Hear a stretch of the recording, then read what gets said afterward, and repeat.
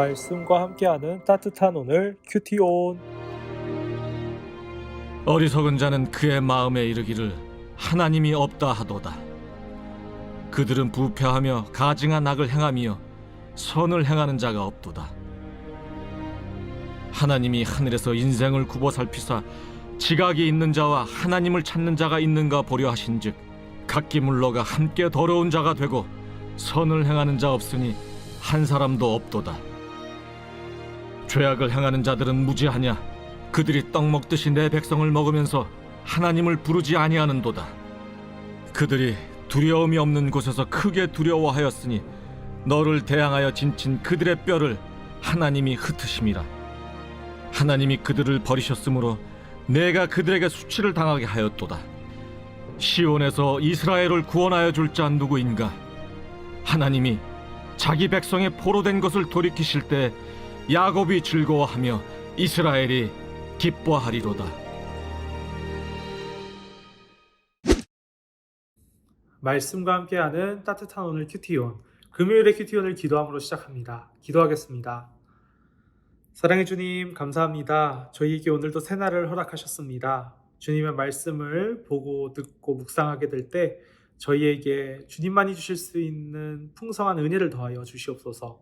이 모든 말씀 예수님의 이름으로 기도드립니다. 아멘.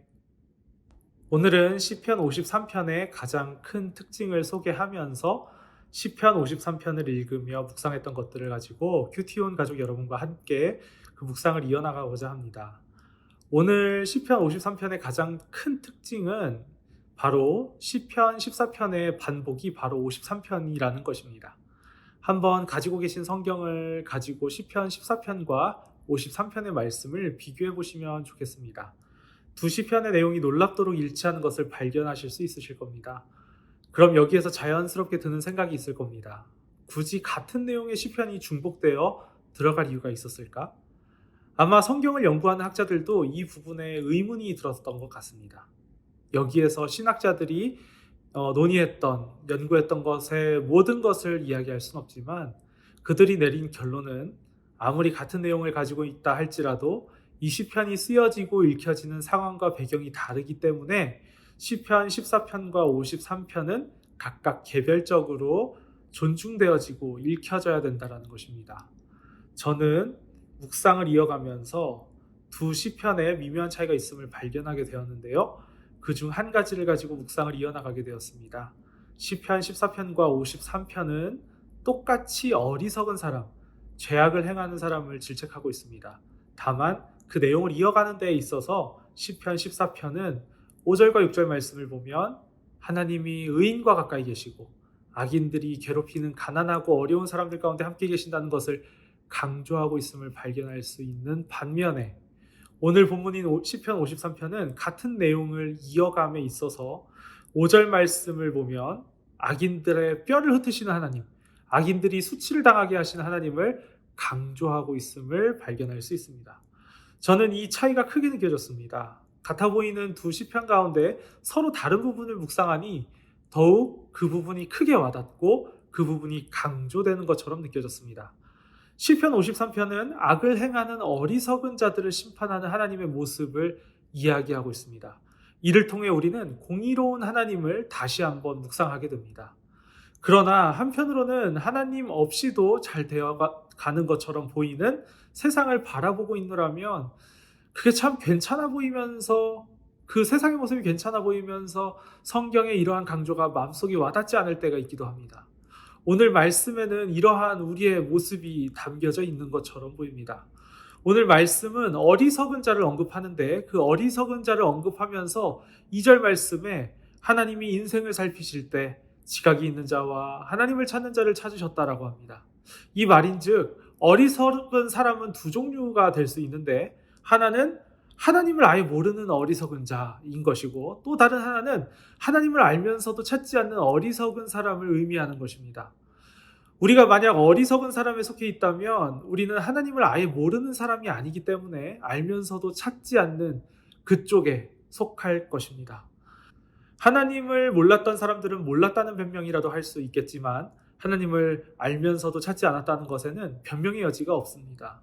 하나님을 알면서도 찾지 않았다는 것은 하나님보다 더 크게 여기는 것이 있다는 이야기가 되기 때문입니다. 사도 바울은 로마서 7장 22절에서 23절에 이렇게 말합니다.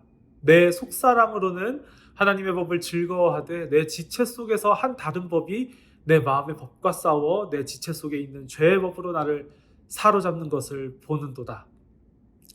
사도 바울의 이와 같은 고백은 우리의 고백이 되기도 합니다. 하나님의 법을 즐거워하지만 내 마음에 또 다른 죄의 법이 나를 사로잡는 모습, 그러한 모습이 우리 가운데 있는 것입니다. 세상이 커 보여서 여러모로 내 인생에 하나님이 귀찮아서 손해보는 것 같아서 지금 당장은 하나님 없이도 잘 지내고 있으니까 등등 죄의 법에 사로잡히는 이것이 우리의 실존이라는 것입니다. 이러한 우리의 실존을 아시고 굽어 살피시는, 먼저 손 내미시는 우리를 사랑으로 찾아오신 분이 계셨으니 바로 예수 그리스도이십니다. 그렇기에 우리는 우리의 본 모습을 직시하고 계속해서 예수님의 이름으로 삶을 살아내야 합니다. 우리가 예수님의 이름으로 살아내고자 할 때 우리의 연약함을 아시는 예수님께서 우리를 도우십니다. 이것은 추상적인 구호가 아닙니다.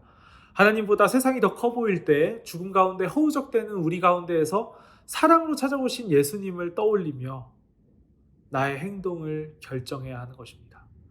하나님 없이도 잘 되는 것만 같아 보이는 세상 속에서 세상이 그 파멸의 길과 심판의 길을 걷고 있을 때 그 길을 걷는 것이 아니라 이것을 알아채고 나의 가운데에 머무시며 그 길을 벗어나게 하시는 예수님의 세밀한 음성을 들어야 한다는 것입니다. 학교에서, 직장에서, 가정에서, 나의 삶의 모든 영역에서 예수님의 영향을 받으며 살아가는 저와 여러분이 될 수 있기를 소망하며 함께 기도하면 좋겠습니다. 주님 도와주시옵소서. 저희가 연약하니 매번 넘어지고 돌아설 때가 많습니다. 주님께서 도와주시옵소서. 함께 기도하면 좋겠습니다. 오늘의 묵상 질문입니다. 하나님을 찾지 않게 만드는 나의 가장 연약한 부분은 어디인가요? 함께 이 묵상 질문을 바라보시고 또 묵상하시고 기도의 자리로 나아가겠습니다. 기도하겠습니다.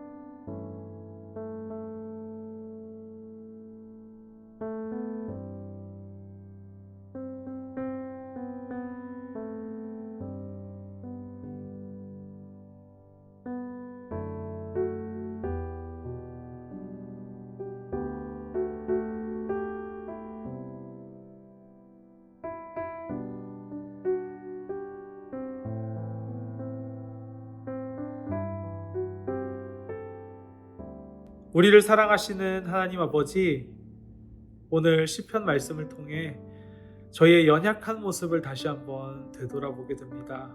주님, 저희는 너무나도 부족하고 연약하오니 예수 그리스도의 보혈로 저희를 품으시고 새 생명을 주셨던 그 자리를 기억하며 예수님 한 분만을 붙잡고 나아가게 될 때 저희의 행동과 생각과 선택을 주님께서 주장하여 주시옵소서. 이 모든 말씀 예수님의 이름으로 기도드립니다. 아멘.